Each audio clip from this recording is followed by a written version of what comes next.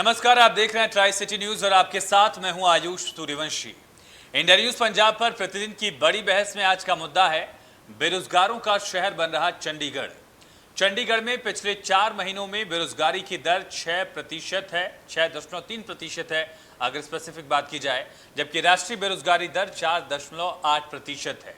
पंजाब में 7.3, हरियाणा में 6.4 है और जुलाई में चंडीगढ़ में बेरोजगारी 8% हो गई है।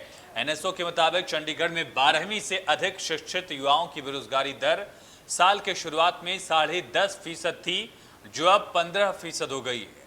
चंडीगढ़ प्रशासन और नगर निगम में 8,000 पद खाली पड़े हैं।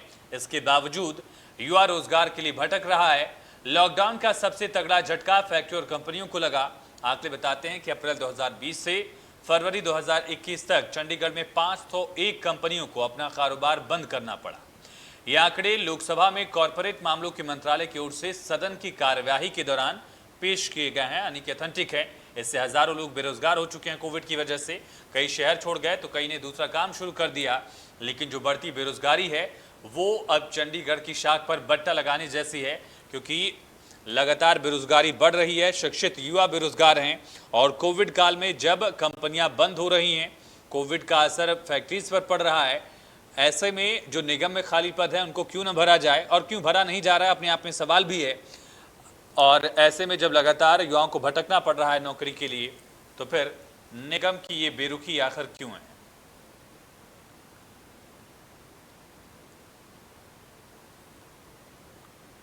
और इसी बेरोजगारी की समस्या को लेकर आईटीवी ग्रुप के चीफ एडिटर अजय शुक्ला जी इस पर चर्चा करेंगे। Ajay sir, over to you. सबसे पहले आप सभी को बधाई कि हमारी भारतीय टीमों ने आज टोक्यो में 2 जगह पदक जीते हैं। इसके साथ साथ मैं इंडिया न्यूज पंजाब हिमाचल में आप सभी का स्वागत करता हूं और चर्चा को इसलिए महत्वपूर्ण है क्योंकि चंडीगढ़ एक आइडियल शहर है। एक वो शहर है जो हिंदुस्तान का सबसे पहला नियोजित शहर था, जिससे कल्पना की गई थी कि हम ऐसे ही आदर्श शहर पूरे हिंदुस्तान में बनाएंगे। ये एक हम मॉडल प्रस्तुत करने के इरादे से पंडित नेहरू ने इसको लेकर के पूरे प्रयास किए थे। निश्चित रूप से चंडीगढ़ एक आइडियल सिटी बना था और यहाँ पर आइडियल स्थितियां भी थी, जीवन शैली थी। इसकी जीवन शैली को लेकर के लोग खुश होते थे कि एक सेक्टर में हम स्कूलिंग करते हैं, दूसरे सेक्टर में हम ग्रेजुएशन करते हैं, तीसरे सेक्टर से हम जो है और ज्यादा पढ़ लेते हैं और उसके बाद में हम यहीं पर कहीं ना कहीं नौकरी भी पा जाते हैं, अच्छी नौकरियां मिल जाती थी, या फिर देश के तमाम सारी जगह पे उपलब्धियां हासिल करते थे। तो इन उपलब्धियों वाला शहर था। आज हमारी उपलब्धि यह है कि हम बेरोजगार शहर, हम वो शहर हैं कि जिसमें बेरोजगारों की फौज तैयार हो रही है। यह वो शहर है जहां 12वीं से ज्यादा पढ़े लड़कों के पास में रोजगार का कोई साधन उपलब्ध नहीं है। और ये सारी स्थितियां अब हैं जब हमारे पास में तमाम सारे संस्थानों में स्तर और स्तरीय नौकरियां उपलब्ध हैं। हमारे पास में इतना बड़ा पंजाब विश्वविद्यालय है, वो विश्वविद्यालय जो विश्व में एक ख्याति रखता है। उस विश्वविद्यालय पे पिछले 4-5 सालों में 6 सालों में जो बट्टा लगा है, आज उसकी रैंकिंग गिरी है और उन सब कारणों से उसकी स्थितियां खराब हुई हैं। शोध कार्य नहीं हो रहे हैं। जो रिसर्च के लिए जाना जाता था पंजाब विश्वविद्यालय, आज वो खत्म हो चुका है।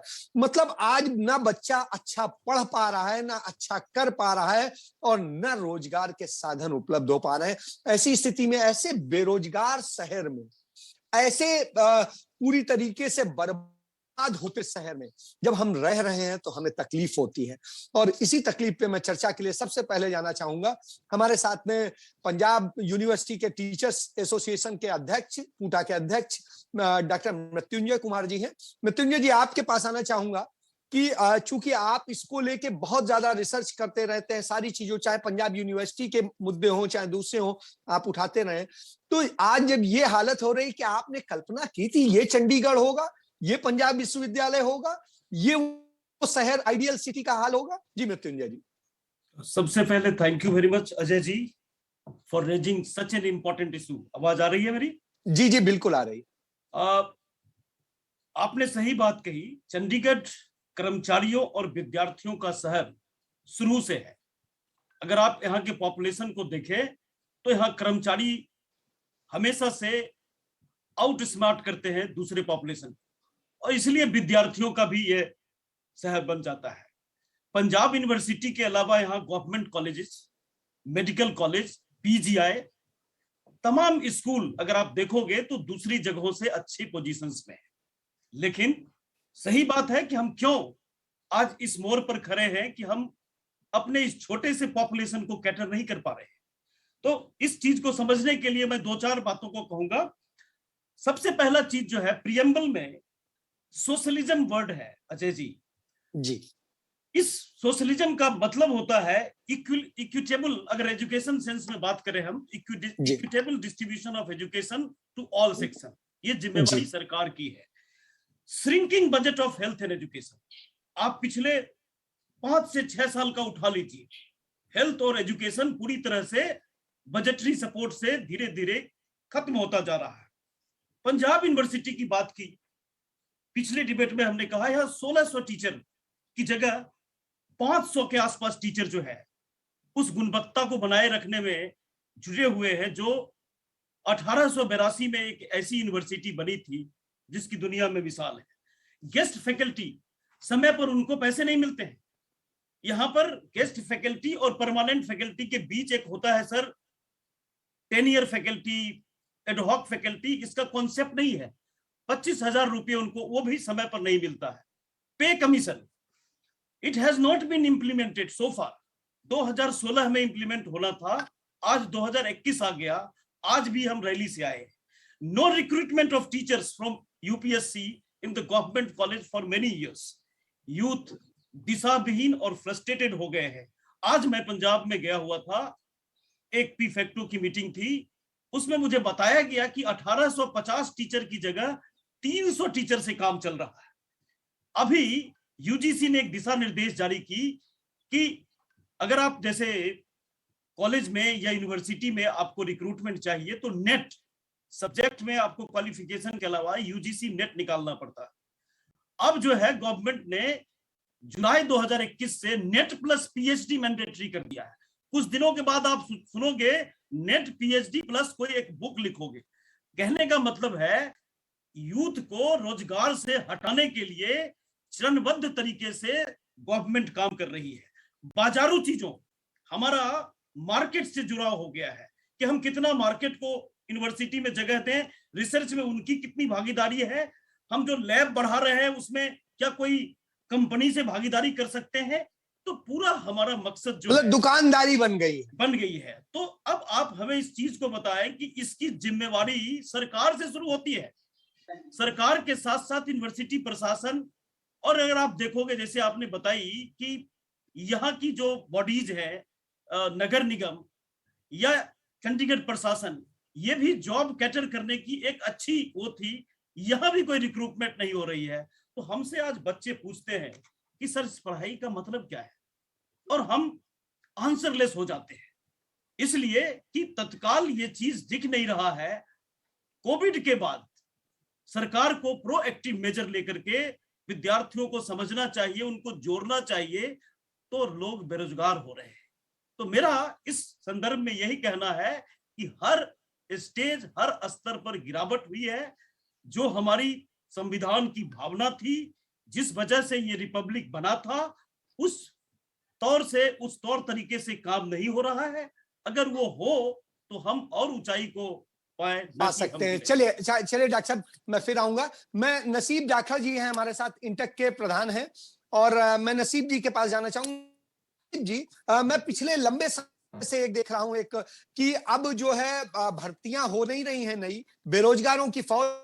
वो आंकड़े मैंने जो संसद में पेश किए गए वो आपको बताए, सबको बताए, तो वो स्थिति है कि बेरोजगारी इतनी हद तक बढ़ चुकी है। और ऐसी स्थिति में यहां पर जो भर्ती जाती है वो कॉन्ट्रैक्ट पे की जाती हैं, मतलब भविष्य आपका सुरक्षित नहीं है। यहाँ पे कॉन्ट्रैक्ट में नौकरी करते करते आपको कई साल गुजर जाएंगे, आपकी एज निकल जाएगी और फिर आपको कहीं नौकरी नहीं मिलेगी।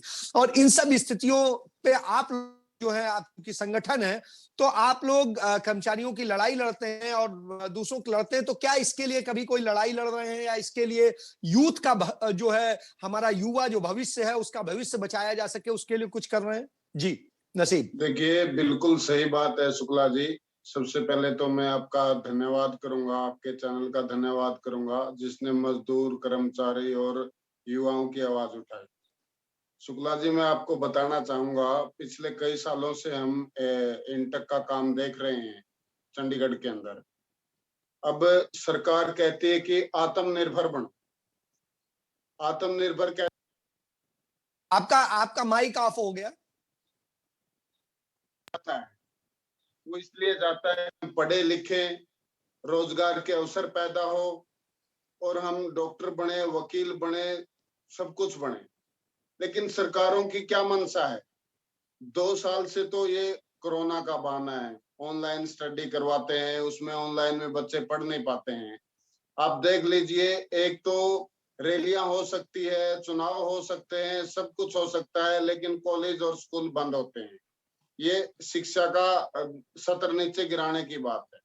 जहां तक मजदूरी और कर्मचारियों के जो शोषण की बात है और रोजगार के खत्म की बात है, आप बताइए, चंडीगढ़ के अंदर 20,000 से ज्यादा रेडी फड़ी वालों को उठाने का, उजाड़ने का काम नगर निगम चंडीगढ़ ने किया है। एक तरफ तो कहती है सरकार की पकोड़े तलिए, आत्मनिर्भर बनिए। क्या वो रेडी फड़ी वाले आत्मनिर्भर नहीं थे? क्या वो रोजी रोटी अपनी आवाज लगा करके नहीं, 12 लेकिन घंटे लेकिन काम नसीब जी शहर के उस पर तो कब्जा करने का नहीं परमिशन दी जा सकती है ना। मैं तो सिर्फ उसकी बात करता हूं कि आप ये बताइए कि रोजगार के लिए मैं सिर्फ हाँ, उसी बात पे आऊंगा, क्योंकि वो भी युवा साथी थे हमारे जिसका रोजगार छिना गया। दूसरी बात, हम लंबे समय से हमने किरण खेर का घेराव भी किया है, लाठियां भी खाई, डंडे भी खाए। इसलिए खाए कि सत्ता में आने से पहले किरण खेर ने वायदा किया था कि कच्चे कर्मचारियों को पक्का करेंगे, आउटसोर्सिंग ठेका प्रथा बंद करेंगे। लेकिन जो ही वर्तमान सरकार ने सत्ता संभाली तो कच्चे कर्मचारियों की छंटनी करना शुरू कर दिया, उनको बाहर का रास्ता दिखा दिया। अब मैं आना चाहूंगा, यहाँ पे एक जेम नाम से एक कंपनी बनाई हुई है चंडीगढ़ के अंदर, पोर्टल है जी पोर्टल। और उस पोर्टल में क्या है कि चंडीगढ़ में अगर झाड़ू खरीदनी हो, कर्मचारी भर्ती करना हो या कुछ और हो, झाड़ू से लेके कर्मचारी भर्ती तक भी जैम को कमीशन जाता है। उसमें जैम क्या करता है कि मान लो कि 5 ठेकेदारों को टेंडर दे दिया कि आपको शिक्षा विभाग का, हेल्थ डिपार्टमेंट का, वो 0.1 पे टेंडर होता है और वो बाहर की कंपनियां आकर के वो अप्लाई कर देती है और वो टेंडर मिल जाता है। तो टेंडर होने के बाद क्या करता है कि मान लो किसी विभाग में 200 कर्मचारी लगे हुए हैं, 200 कर्मचारियों को ठेकेदार आता है और ये कहता है कि भाई या तो आप 20 से 25,000 रुपए मेरे को दो, या 40,000 की तक की डिमांड करता है, रखो, नहीं तो मैं मेरे नए आदमी लगाता हूँ। अब जो लोग 5-5 साल से, 10-10 साल से नौकरी कर रहे हैं और उनको बाहर का रास्ता ये सरकार दिखा रही है, और जिसकी अब फार्म भरने की भी उम्र नहीं है, अब जो 10 साल नौकरी करते जिसको हो गया, मतलब उसका भविष्य ठेकेदार के हाथ में सौंप दिया। चलिए, भविष्य ठेकेदार के हाथ में। मैं आता हूं, हमारे साथ में नैना चौधरी जी भी जुड़ी हुई हैं। आपके पास फिर आऊंगा नसीब, आपके पास फिर आऊंगा। नैना जी, जिस तरह से आप लोकसभा की कैंडिडेट भी रही हैं, उसके बाद में आपने तमाम सारे मुद्दों को उठाया, आप नगर निगम की पार्षद भी रही हैं। मैं आपसे ये जानना चाहूंगा कि क्या ऐसी स्थिति हुई जब आज आप कांग्रेस पार्टी के साथ में हैं, तो ऐसी स्थिति में क्यों आपको नहीं लगता कि शायद आप लोगों के समय में यदि इसको लेके एक कड़ा एक्शन उठाया गया होता, एक अलग चीज की गई होती, तो शायद ये स्थितियां, ये मौका नहीं मिलता इस सरकार को कि उस तरह से बेरोजगारों की फौज तैयार करे। देखिए, यहाँ की एमपी ने जो वायदे किए थे, वो वायदे सभी कोई अब जानता है, खुद पार्टी के लोगों से भी चर्चा होती तो भी कहते हैं कि सब झूठे निकले, उसका नुकसान हो रहा है। और उनके निकम्मेपन की चर्चा हर जगह होती है, उनको निकम्मा एमपी कहता हूं और मैं बड़ी जिम्मेदारी के साथ कहता हूं। मैं समझता हूं कि यदि उन्हें लगता है कि ये नहीं है तो मुझ पे और मेरे चैनल पे मुकदमा कर सकते हैं, मैं उसकी छूट देता हूं उन्हें। और दूसरी चीज, जिस तरह से निकम्मा वाइस चांसलर लाया गया चंडीगढ़ में, पंजाब यूनिवर्सिटी में, उसी तरीके से निकम्मी एमपी लाई गई। और ये हमने 1.5 साल में देखा है, लोग मरते रहे हैं और वो कहीं दिखाई नहीं दी है बीमारी का बहाना लेके, लेकिन ट्वीट करने में आगे रही है। अपने जब मकसद लगते हैं तो ट्वीट करती हैं। तो ये स्थितियां हैं। तो ऐसी स्थिति में आप क्या कहेंगे, आप बताइए अपनी पार्टी और उसकी तरफ से। इंडिया न्यूज चैनल के फिर मैं भाजपा के पास जाऊंगा पूछने। इंडिया न्यूज चैनल के दर्शकों और शुक्ला जी, आप सबको मेरा नमस्कार। भाजपा सरकार कहती है कि पकौड़ा बेचना भी रोजगार है, पर मैं आपके टीवी के माध्यम से, ये चैनल के माध्यम से ये बात पूछूंगी, जब तेल की कीमत 200 रुपए पार हो गई तो आप बताएं कि एक गरीब इंसान क्या ये रोजगार पकौड़े बेच के अपने पूरे घर का पालन पोषण कर सकता है? आई फील कि सब कुछ हैंड इन हैंड है शुक्ला जी। पहले भी बेरोजगारी थी, पर जितने अब आंकड़े बढ़ गए हैं बीजेपी के सरकार में, बीजेपी की एमपी किरण खेर करके जो चंडीगढ़ का हाल हुआ है वो बहुत गलत है। आप खुद ही देख लें, हर डिपार्टमेंट में इतनी सीट्स वेकेंट पड़ी हैं पर किसी को नौकरी नहीं मिली। किरण खेर जी ने 18 से 25 साल का जो स्लैब था जॉब्स के लिए, गवर्नमेंट जॉब्स के लिए, उसको 37 कर दिया। बहुत वाहवाह हुई। आप मेरे को इतना आंकड़ा ही बता दे कि 37 साल तक करने के बावजूद कितने लोगों को नौकरियां मिली। चंडीगढ़ शहर में 20 से 25 हजार आउटसोर्स एजुकेटेड लोग हैं और जितने भी टीचर्स हैं आधे से ज्यादा कॉन्ट्रैक्ट बेसिस पे हैं। Everything is like a vicious circle. आप देखें, पहले इतनी महंगाई नहीं थी तो जो बेरोजगार आदमी था वो अपने आप को सस्टेन कर लेता था थोड़े बहुत, कि घर में चलो 4 जने हैं, एक कमा रहा है 3 खा रहे हैं। आज इतनी महंगाई कर दी है भाजपा के शासन, प्रशासन, सरकार ने कि इंसान मरने की तादाद पे पहुंच गया है। अगर आप हर डिपार्टमेंट की बात ले लें तो मैं अपने कॉर्पोरेशन की बात लेती हूँ शुक्ला जी।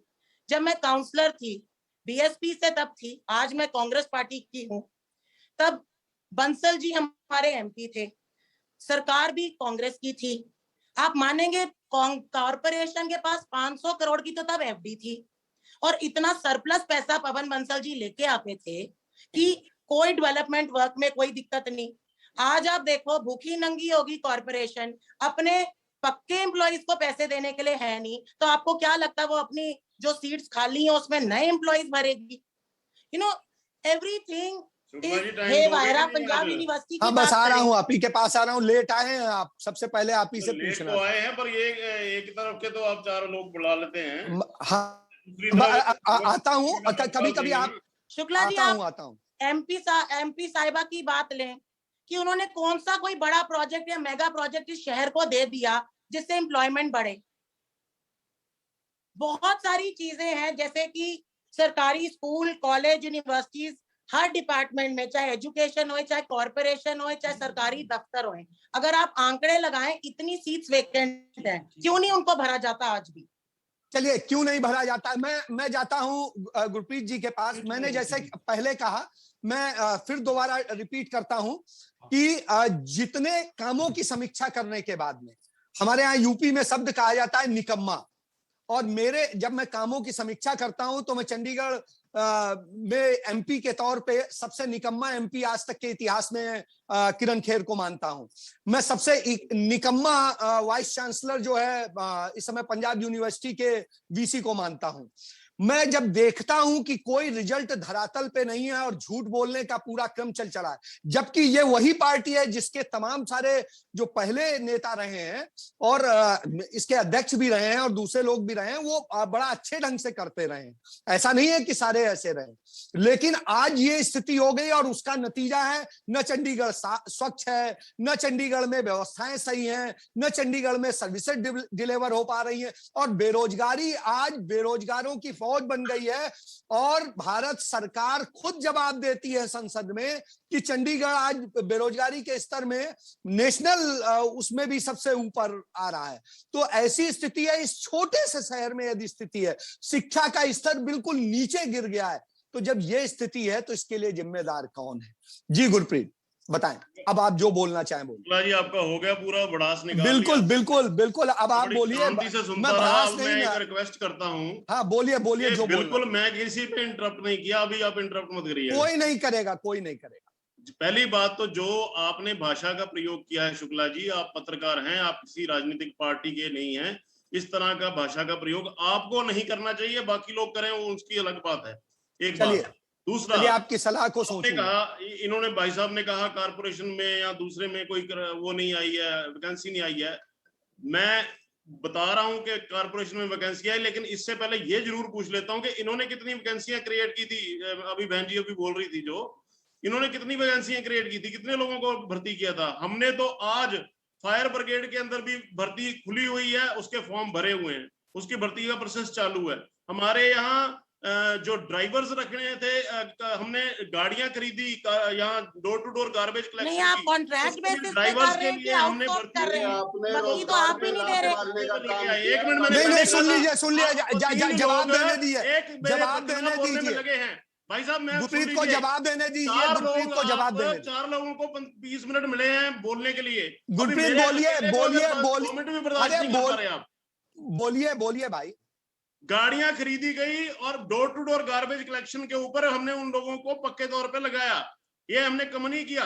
दूसरी बात, सबसे बड़ी बात, जो उम्र की बात कर रहे थे, ये 25 साल तक की लिमिट थी, उसको बढ़ा करके 37 साल किया, और आज उसके दायरे में बहुत सारे लोग आए हैं, और बहुत सारे लोगों को सरकारी नौकरियां मिली भी हैं। अगर बहुत सारे आए दूसरा, होते तो आंकड़े अगर इतने आपके increase पास ना आंकड़े होते हैं तो भी। बताओ ना। आंकड़े बता दो रहा हूं। चलिए, हाँ, रुके रुके रुके, मैं पूछ रहा रखिए हूँ, सुनने का। मैं फिर ये पूछ कहती रहा हैं- हूँ, मैं पूछ रहा हूँ। फिर ये कहती हैं कि पवन बंसल जी बहुत पैसा लाए थे, हमारे पास एफडी थी, ये थी वो। एफडी का तो सारा यही निचोड़ के निकाल के चले गए थे। एफडी कहां छोड़ी थी इन्होंने? सारी एफडी खत्म करके जीरो पे ला करके कारपोरेशन को खड़ा किया। आज हमने 502 करोड़ रुपया एक्स्ट्रा जो है उसकी ग्रांटेड एड लेके आए हैं। उसके अलावा चंडीगढ़ का आए दिन न्यूज़पेपर्स में निकलता है कॉर्पोरेट। जी, जी, अरे आज हमारी वो लेकर के 202 करोड़ पर पहुंच गई है, बिना कोई टैक्स लगाए, बिना कोई पब्लिक को तंग किए। हमने उसको यहां तक पहुंचाया और कारपोरेशन की हालत सुधारने का काम किया। इन्होंने कंगाल आपको लगता है चंडीगढ़ का हाल अरे सुन लीजिए, सुन लीजिए, मैंने कहा था आपको 15 मिनट मिले हैं। गुरप्रीत की बात सुन लीजिए, गुरप्रीत की बात सुन नहीं लीजिए। नसीम शांत चर्चा करने का मादा नहीं है। नैना जी बात सुन लीजिए, नैना जी जा रहे हैं। नैना मैं जी ये बात कह रहा सुन हूं, लीजिए। चंडीगढ़ और अभी इन्होंने बात की है कि पकौड़े बेचने वाली, क्या पकौड़े बेचना रोजगार नहीं है आपके माध्यम से? बहुत क्यों नहीं है? लेकिन तेल की कीमत तो आपकी सरकार ने बढ़ाई है ना, 200 रुपए बहुत कर से दिया। लोग नैना जी, यहाँ पर नैना जी, इनकी भी सुन लीजिए, नैना जी, आपको पता है किसी बात का? नैना जी, इनकी बात सुन लीजिए। दूसरी बात सुनिए।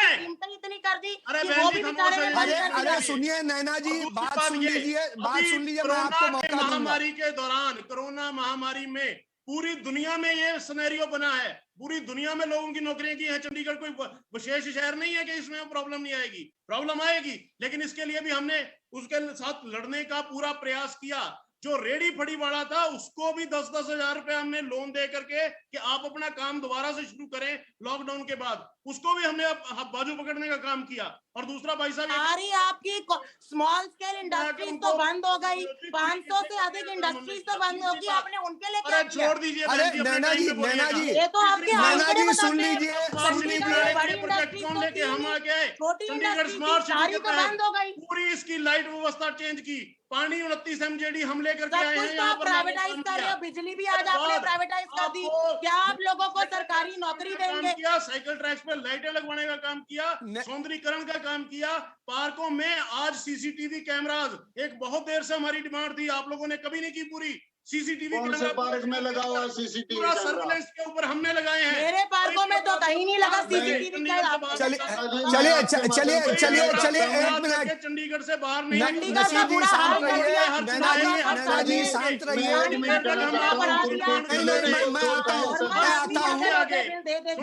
क्या प्रॉब्लम है आपको? ये मैंने को गलत बोला हो तो उसमें बता नहीं देना। अच्छा चलिए, गुरप्रीत जी, का सर्विलेंस करने का काम हम लोगों ने किया। शहर की भैया सिक्योरिटी सही का क्या काम बोला हमने किया। आपने? झूठ पे झूठ बोले जा रहे हो भाई क्या साहब। झूठ चलिए, बोला बताओ चलिए, मुझे? चलिए, हमने चलिए, झूठ बोले जा रहे हो। इतनी अनएम्प्लॉयमेंट हो गई, चलिए, उन इतना सारी crime बातों rate को बढ़ छोड़िए। गया आपको सीसीटीवी नहीं नजर आता? इन बातों को छोड़िए, अब मैं आता हूँ। नेगेटिविटी लेकर के नकारात्मक विपक्ष गुरप्रीत, हर वक्त नकारात्मक सोचने वाले लोग। गुरप्रीत, मैं मृत्युंजय जी के पास जाता हूँ। साबित किया है कि नकारात्मक की मेरे भाई ढिल्लो साहब, मृत्युंजय जी के अरे नसीब एक मिनट, आप लोग यदि समस्या का समाधान नहीं चाहते, देखिए करने में लगे सुनना पड़ेगा। एक मिनट, अब मैं नहीं, नैना जी देश का पैसा बर्बाद आप कर रहे हैं, पार्लियामेंट नहीं चलने दे रहे वहां पे। किसी तरह के ड्रामा जो आप अभी देखिए गुरप्रीत जी, मैं अब बोल रहे हैं, एक्सपर्ट कमेंट ले लेता हूँ। चंडीगढ़ डॉक्टर मृत्युंजय जी के पास जाता हूँ और आगे भी करेंगे। आपका ये झूठ का पुलंदा कहीं चलने वाला नहीं है। डॉक्टर साहब, अरे नैना जी शांत रहे, जाखड़ जी शांत रहे, सांसद को आप लोग शांत रहे, चर्चा को आप लोगों ने चर्चा को देखे लड़ने के लिए नहीं की, समस्या के लिए थी, और समस्या पे आप लोग समाधान नहीं चाहते हैं। यही समाप्त करता हूँ और आप सबका धन्यवाद करता हूँ कि आप लोग हमारे एमपी को निकम्मा कैसे कह दिया? बीमारी से ग्रस्त है, उसको कैंसर हुआ है, वो इलाज कराने गई और आप उसको निकम्मा कह रहे हैं? आप होनी चाहिए ऐसी मानसिकता है। इसमें कौन सा अतिशयोक्ति है? हम कहते हैं कि निकम्मा है, इसमें कोई शक नहीं है। तो अब इसके बाद में इस